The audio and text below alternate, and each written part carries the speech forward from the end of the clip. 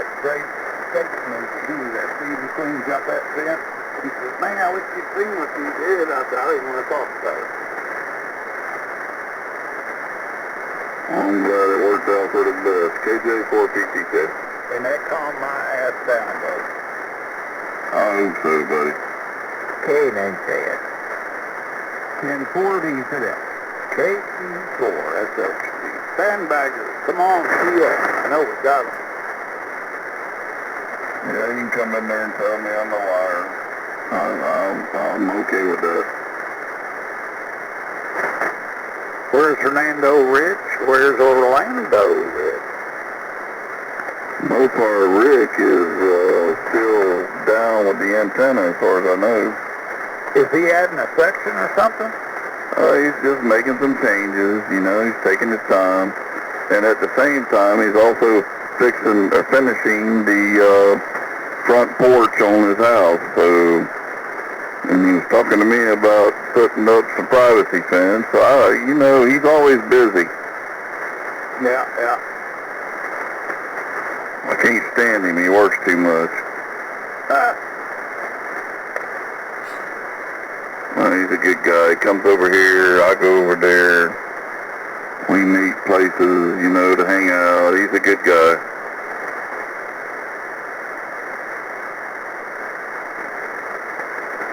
I find the vast majority of him are good people.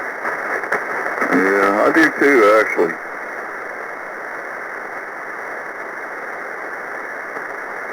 Where's Orlando Rich tonight? I don't know. I figured he'd be in here.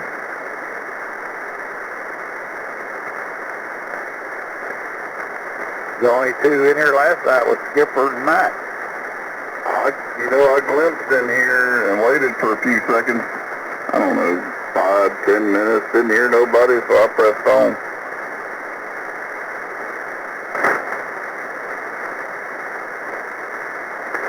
Yeah, it was pretty quiet last night, that's for sure. I think my brother-in-law found us a house up in Tennessee, Tampa Ridge. Oh, I know you've been looking up there. Yeah, he sent me a bunch of pictures today. He's a truck driver, so I gotta wait till he gets back in town before he can go scouting, but between him and his wife, they've been looking, and I'll tell you what, me and Carrie are ready to go. I had two buddies move up there about 15 years ago, about the same time. One of them went to East Tennessee, in Caswell, which is over by Bristol area. Yeah, another guy, he moved about 50 miles southeast of Nashville, and they love it. They both are so glad they got up there. It's just enough hills and small mountain-type wood that, well, you know what I'm saying. You know all about the area. And they love it, man. Yeah, I've been up there several times to see Lee. A lot of times. And when I was driving the East Coast, truck driving, I know the area, but I want to get out of here, man. It's getting congested. Yeah, a little bit, huh? Well, if it gets cold up there, bud. I'm all right with that. I can handle it. I mean, you know, I used to work for a guy doing aluminum work, you know, screen rooms and stuff. And he used to joke about, you know, you can always put enough on to keep warm, but you can never take enough off to keep cool. I did aluminum work in my 20s, though.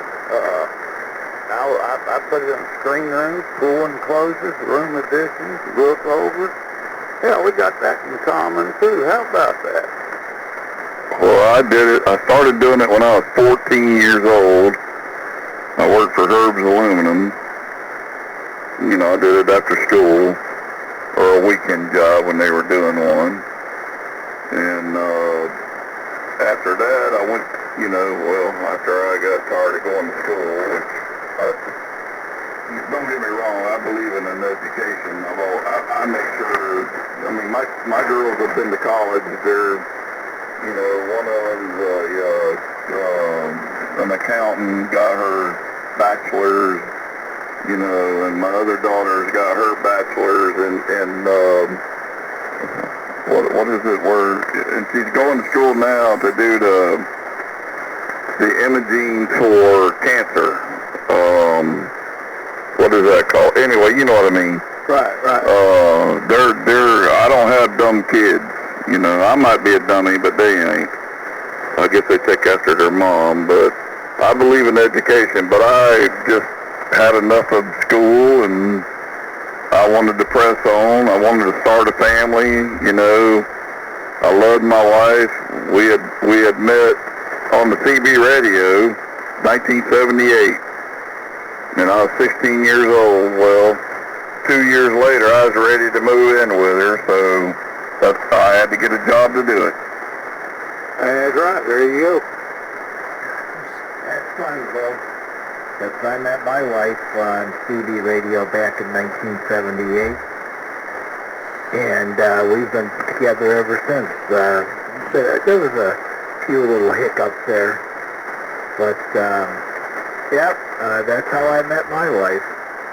You met your wife on the CB radio? Was she at the truck stop? Yeah. No, my wife wasn't in the truck stop. They had just moved over here from California, and her little sister was like 5 years old at the time, and she was at Zephyr Park, which is a community park here in Zephyr Hills, and she was talking to Eavesdropper. He's a friend of mine. He was like, what is the Eavesdropper? I know, I went to school with his kids, and, you know, Sylvia was a good friend of mine, and his nephew, which is Carl White, him and I were really good friends. But anyway, she was talking to him, and she was telling him, and I was listening on the radio, Channel 12, as a matter of fact, and she was saying, oh, we just moved down here, we don't know anybody, we don't know what's around here and stuff. My little sister has no one to play with, and, you know, I finally got in there, and I said, well, bring her over here. I got, you know, I was in a family of 8 kids. You know, I'm second to the oldest. I said, bring her over here. I got plenty of kids for her to play with. And, you know, she brought her over, and, you know, they played, and her and I talked, and I was dating another girl at the time, and, you know, she was there too, and never had no intentions of dating my wife. But the next thing you know, we're together. We've been together, 47, 48 years. There you go. And shame on you, James, talk about that truck stop. What were you starting to say about your wife, Skip? Her dad owned a tractor trailer, and so he got her on the radio so that he could talk to her and tell her to come pick him up from where he parked it. Well, that's cool. Well, I can tell you this. If my wife's dad didn't buy a radio from somebody at a truck stop that was starving and have him put it in my wife's car at the time, because they went to California to drive her car back. She was 17 at the time, and they were bringing it back. If he didn't buy that radio for her, I'd have never met her. Ain't that something? There's a reason God makes things happen, Rick. Well, you want to hear how I met my old lady? Yes, I do. As a matter of fact, I do. Well, my buddy Tom, that was behind me at the time I went airborne, my buddy had that GCO. We were in his car up at Big Boy Frisch's on North Florida Avenue in North Tampa. And we're sitting there, you know, that's when they'd come out and bring the tray, the old Frisch's Big Boy. And here comes this brunette and blonde. This was like 1971. And I told Tom, I said, you see that little blonde over there? And I said, I'm going to take her out. He goes, she's beyond your level, dude. So I watched him getting a Ford Maverick over there, 3 or 4 cars down. And I went over, and I asked her, I told her I needed 35 cents. I thought I had enough money, and we ordered too much. And she gave me a quarter and a dime, and then the next week we saw him again. So I went over and gave her a $1 bill. I said, thank you. I was going to buy him the other night. You did good. Going to get your phone number. She gave me a phone number, and go check her out. It was a downtown Tampa doll player. Really? Really? So we saw him the next week, and we started laughing and stuff, so we ended up double dating. Tom went out with Irene, and I went out with Donna, and I believe May the 12th coming up. I think I can't remember, 52 or 53 years. I'd have to ask her. But the same happened to me. We've been together all that time. Well, I can bring it up because she's not out here listening right now, but I know we met March 24th, 1970. No, I'm sorry. March 27th, 1978 was the first day I laid eyes on her. First day. And, I mean, she can even tell you the time and, you know, how the weather was and if there was any crickets on the ground. But if I get it wrong, Rick, I'm in trouble.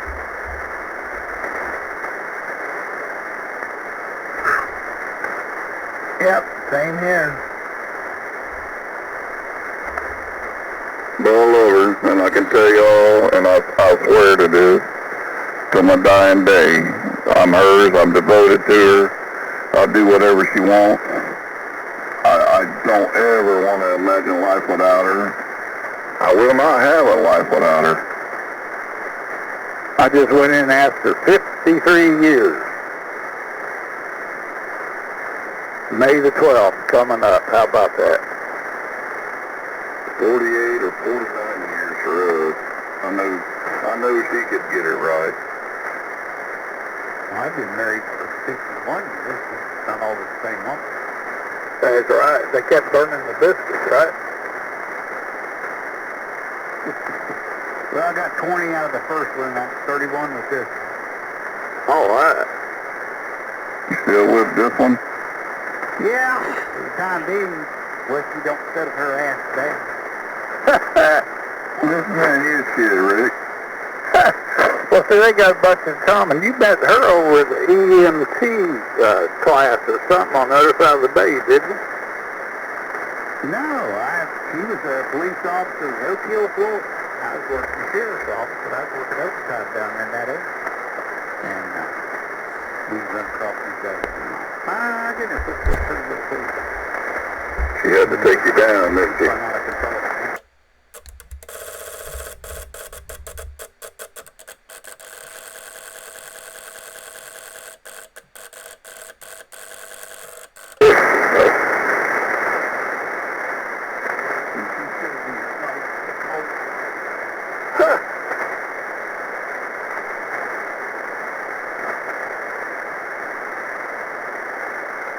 You know that saying, don't tase me, bro? The other night we were cutting up, James. You might have been in here. And I came up with don't tase me, ho. I was here. Yeah, I told my wife, I forget how that happened, but I told her, man, she punched me in the shoulder. I got a Charlie horse for the first time in years, man. So she laughed about it. She liked what crazy-ass comedy. She had, what the hell was it? Something that was a shock to me. But I don't know. But anyway, don't tase me, ho.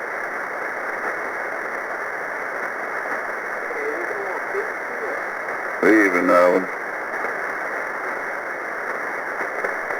I think that was him, wasn't it? Yeah, that was Alvin. Hello, Alvin. You hear me down here in Tampa?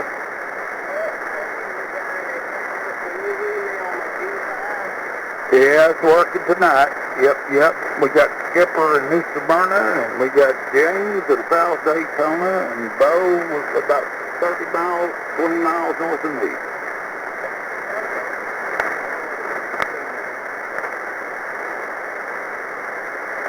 thank you, Rick. I didn't know you'd claim me. Oh, hell yeah. Okay, do you think any better on this one? This one's 75 meters. Sounds good. You booming in here now, 10 over 9. Oh, right, all right. No, that was from the G5. I got it back together today. And after my wife ran over it a couple times. And but it wasn't hard to do. I just had to piece together one wire and then string the other one back up. But it was okay. Man, just smoke it. Back this way. Sure, used to be years ago. That was pretty good. You're still barefoot, right? Still barefoot and you're 20 over. Wow, wow, man, I got 10 over here. James, is he go out tonight to you? Oh, yeah. Probably just down the road there. Hey, you're about 5 over here. Wow. Yeah, everybody sounds good, honestly. Yeah. Well, it's supposed to rain. It's supposed to storm here the next couple of days. And, man, we could use it. The grass is dry. Riding lawnmower sitting outside. It run out of gas. I put gas in and now I can't get it cranked. Should have made sure there wasn't no water in the gas can. I believe that's what's happening. I had some water in it. So I drained all of it out and then I'll charge the battery. I'll run the battery down on it and tomorrow I'm going to try to crank it. Somebody up there at the hunting camp in the woods called me today and said, hey man, you think you can come up here and pull me out? Because I got my hunting truck up there. And I said, yeah, give me time to get my hunting truck. Well, it's been sitting for, 3-4 months? Went up there and climbed in it, and it started up fine, running fine and everything. I drive it over there and start snatching him up, and that thing started coughing and sputtering, and I was so embarrassed. Yeah, but did it crank back? Oh yeah, it kept running. It just, all that bad gas in it, it didn't want to run right. Yeah. Well, we left that gas can outside, and I think it got water in it, and he put that old gas in it, and it just quit running and everything. Then I drained the gas out of it yesterday, and we put some new gas in it, and tried to crank it. Still won't crank, but I had to charge the battery because, hell, everything's battery. Anytime you want to use it, it's always there. I had a Gravely, my buddy's Gravely set, I don't know how long, way too long. We unhooked the hose, put new gas, and it's still acting up. I don't know what the hell, it might have been gummed up carburetor. I went down to the parts house, got a bottle of octane boost and put in it. That thing's been running good ever since. That was like 5 years ago. I didn't even think about that, Rick. Oh, man, I'll take it like a nice little one thing. And it looks like that carburetor there. Good. Well, you got to drain the tank. And then when you put the new gas in, I bought mine for it, right? I just think that's very good.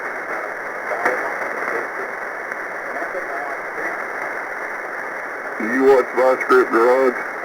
Yeah. You ever see him use that mixed fuel to pour down the carburetor? Yeah. I think I'm gonna get some of that to pour down the fuel tank. I'm gonna put a whole bottle in the fuel tank of my Chevrolet. That thing, that's like 93, 94 octane. Yeah.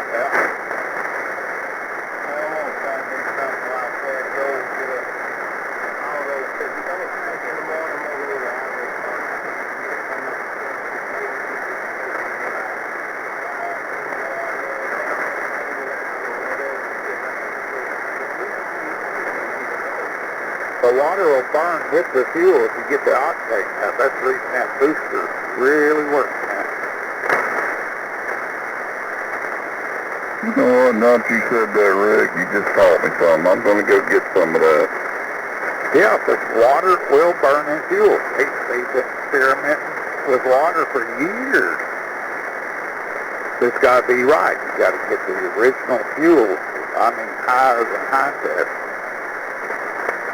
Yeah, I don't think much about water, though. I'm lucky I take a bath once a month. I change the water every 2 weeks. You're going to fit right into Tennessee, Bo. That's what I'm thinking. Now you need the hat, one of them South hats.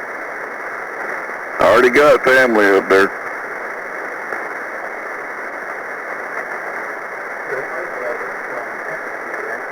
No, she's from California. She takes a bath 2-3 times a day. Well, I'm just thinking, Tennessee, maybe a cousin or something. Nah, she has cousins in Tennessee and Kentucky and Michigan. Now you want to know about hillbillies? Me and James, we can tell you about hillbillies. We're both from West by God, Virginia, right, James? Almost, yeah. Well, my father, my real dad, is from Alabama.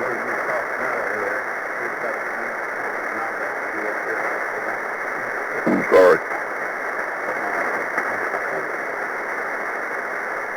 Sorry, James, I doubled with you. I was just saying, when you talk about the cold weather, it was up to me and I had to be up on the mountain to East Tennessee. But Mama can't stand the cold. Buy her a heater. I don't know what it is, James, about women.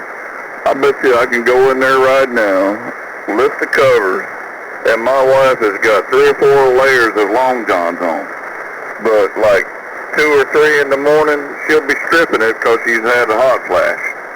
Well, she puts on 4 layers to keep you away from her. She figures you'll get so damn tired trying to unwrap her that you'll go to sleep. I better off doing them things by myself.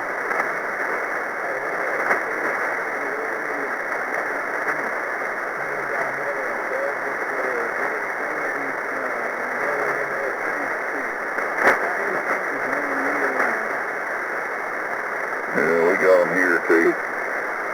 I've been here since '98.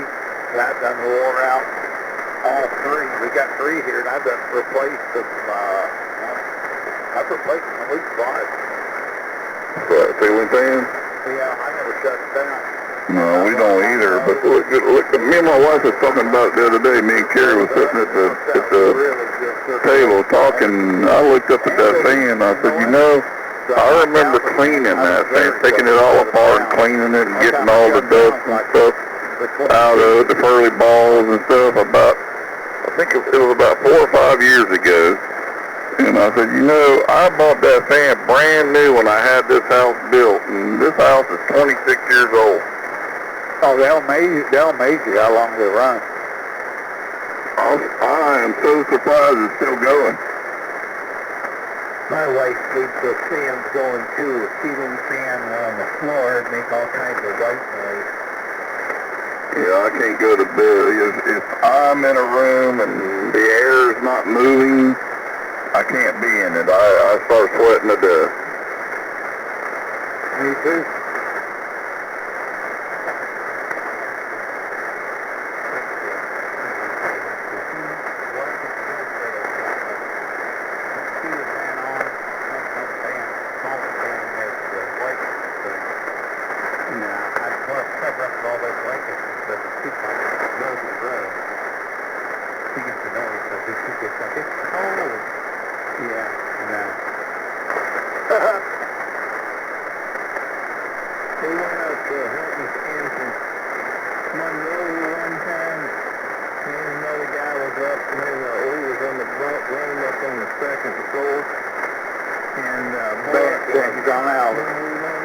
Yeah, it's getting long.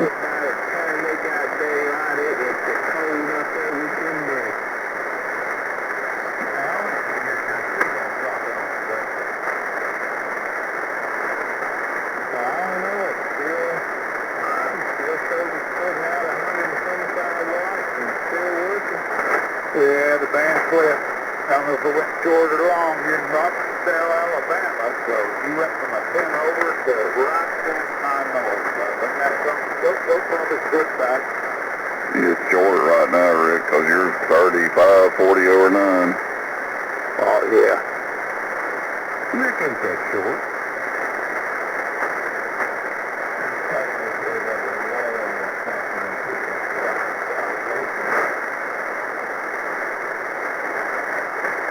Well, I got recording. I haven't had supper by the time I ate. It's 3:30 this afternoon. I enjoyed the guys. We'll do it later on tomorrow night. I ain't say night yet. Later on tomorrow night. Yeah, Alvin, take care up there. Good signal, man. It ain't you, it's the band. So you're always sitting right here next to me. Everybody just sounds good. Good hearing you, Skipper. And Diesel. I don't know where the rest of them are tonight. But anyway, I gotta go, guys. I got stuff to do and my belly be hungry. KE4SXG. Y'all take it easy. All right, Rick. Always good to hear you in there, my friend. Always. So, James, I'm gonna get out of here too. Y'all have a good night. KJ4PTK. All right.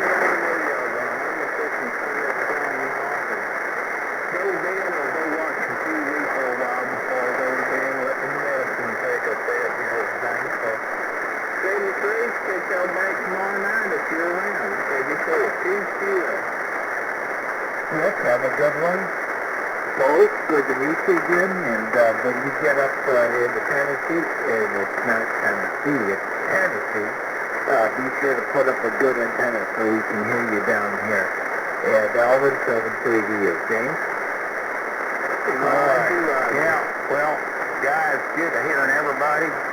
Rick and Alvin and Dave and Skip. I'm going to pull the plug off now.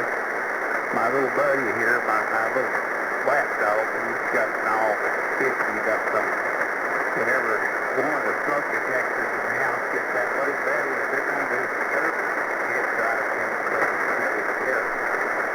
And I know it ain't one of mine. I was thinking it was something on the video I had on Facebook that noise was in there and who did it walk. I got to comfort him. Good talk to everyone.